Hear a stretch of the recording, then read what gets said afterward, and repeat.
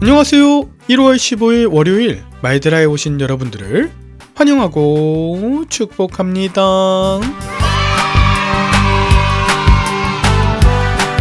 오늘은 이전 교회에서 사역하며 코로나 때부터 힘든 시간에 동고동락했던 동지들을 만나는 날입니다. 제가 정말 사랑하는 목사님 또 전도사님, 권사님들과 함께 정기적인 모임을 가진 지 어느새 4년이 넘었는데요.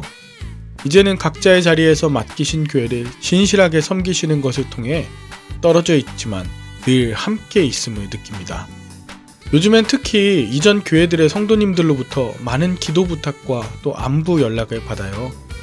함께했던 시간이 진심이었다면 언젠가 어디에서라도 연결되어 있음을 믿고 감사하며 말드라 들으시는 여러분들의 삶에도 늘 기쁨과 감사가 연결되길 기도합니다. 그러면 오늘도 힘차게 말드라를 시작해볼까요? 자, 출발!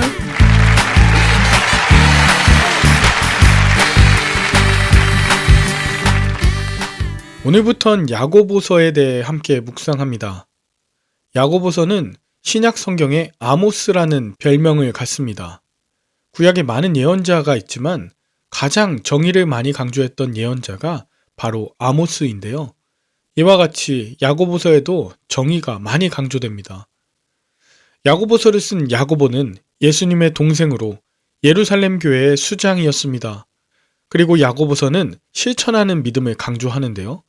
이것을 바꾸어 말하면 당시 예루살렘 교회의 오래된 신앙인들 중에는 믿음을 실천과 무관한 것으로 착각하는 사람들이 많았다는 이야기이기도 합니다. 제가 전에도 말씀드렸습니다만 바울 서신은 이방인, 특별히 신앙의 초신자들을 대상으로 쓴 편지이고 야고보서를 비롯한 공동서신의 저자들은 신앙의 연수가 10년, 20년, 30년 이상 된 사람들을 대상으로 목회하며 편지했다. 이런 특징이 있다 말씀드렸죠. 물론 바울도 자기가 말하는 믿음을 사람들이 오해할까봐 서신서 앞쪽에는 주로 우리가 믿어야 할 신앙의 교리에 대해서 말하고 바울 서신의 뒷부분에는 이 교리를 믿는 성도들이 어떻게 하나님의 백성답게 살아가야 할지에 대해서 반드시 언급했습니다. 바울이 이렇게 앞부분에는 교리, 뒷부분에는 신앙에 근거한 삶을 강조한 이유는 바울 당시에 헬라 사상의 영향으로 인해 믿음을 어떤 문장을 받아들이거나 그것에 인지적으로 동의하는 것으로 착각했기 때문입니다. 이러한 상황이 계속되고 바울 서신을 오해하는 자들이 많아지자 예루살렘 교회의 지도자들이 공동 서신을 보내어 믿음에 관한 오해를 바로 잡고자 하는 것입니다. 자, 오늘 본문 1절에 보면 하나님과 주 예수 그리스도의 종 야고보는 흩어져 있는 12지파에 문안하노라 라고 하면서 야고보는 자신을 예수의 형제가 아니라 주 예수 그리스도의 종이라고 자신을 소개합니다. 지금 누가 누구에게 썼는지 분명하게 나와 있는 것이죠. 그러면서 2절, 내 형제들아 너희가 여러 가지 시험을 당하거든 온전히 기쁘게 여기라고 권면합니다. 이것은 그들의 믿음의 시련이 인내를 만들어내는 줄 너희가 알고 있기 때문이라 하는데요.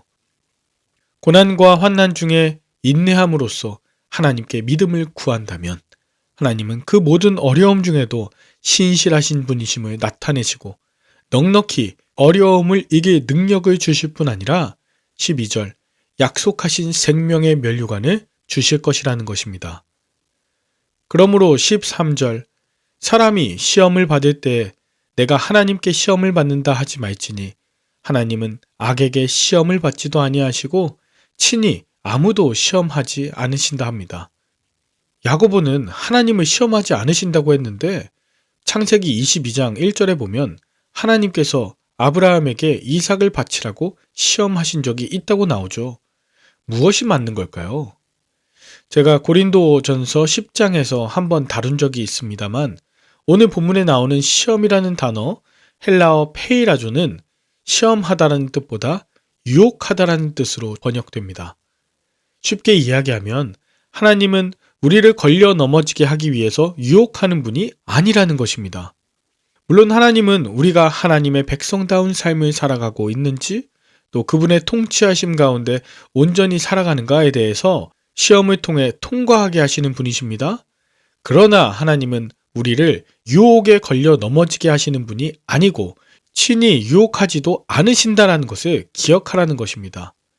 그러므로 13절의 시험은 유혹으로 번역해야 보다 타당합니다.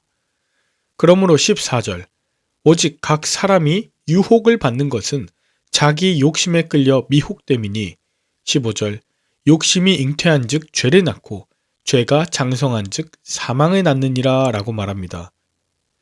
하나님을 떠나 관계가 깨지는 것은 고난 때문이 아니라 바로 자기 안에 있는 욕심 때문입니다.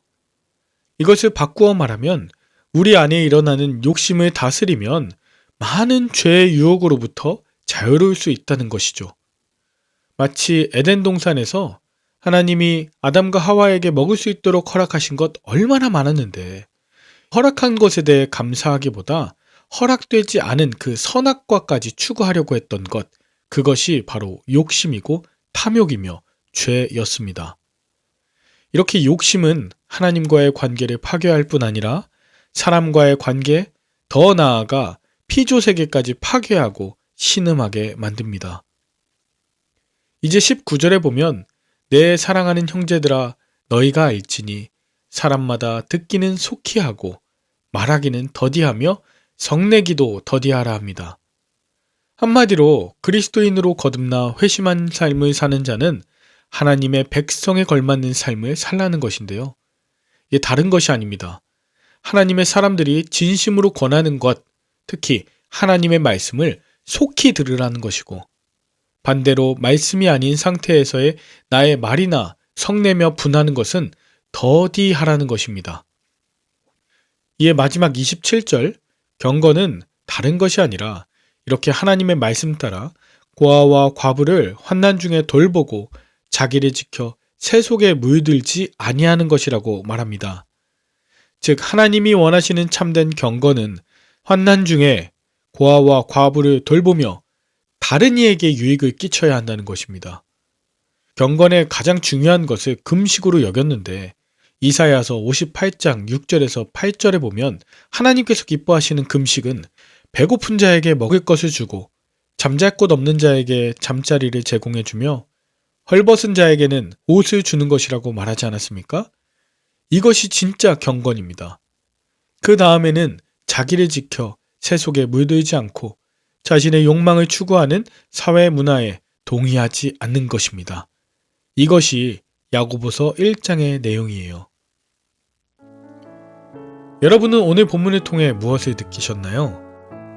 그때나 지금이나 목회를 오래 하시거나 또 신앙생활을 오래 하신 분일수록 기독교 교리를 인지적으로 받아들이는 것을 믿음이라 착각한다는 것에 동의하시나요? 특히 고난을 받는 것은 하나님이 주신 것이라고 착각하고 자신의 탐욕과 생각을 버리는 것에 관심이 없는 이 세대에 대해서는 어떻게 보고 계십니까?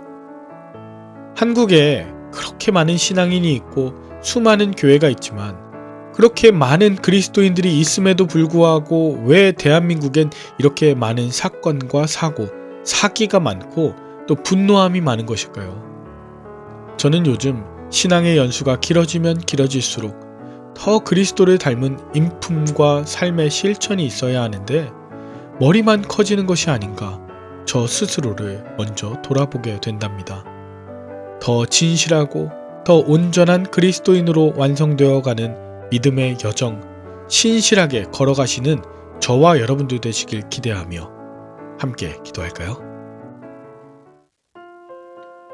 하나님 아버지, 여러 가지 시험을 당할 때에 능히 통과하게 도와주시옵소서. 유혹 가운데는 말씀으로 승리하신 예수님처럼 하나님 주신 능력으로 승리하게 하여 주옵소서. 욕심을 버리고 인간적인 연약함과 분냄 모두 내려두고 내 주변에 있는 어려움에 처한 성도들을 돌아보는 넓고 깊은 시야를 갖게 하옵소서. 개인의 경건을 넘어 모든 이들이 하나님의 복을 받게 되는 복의 근원으로 우리를 부르신 것을 굳게 믿으며 예수님의 이름으로 기도 올리옵나이다. 아멘. 오늘도 좋은 하루 되시길 바라며 저는 내일 다시 찾아뵙도록 하겠습니다. 샬롬.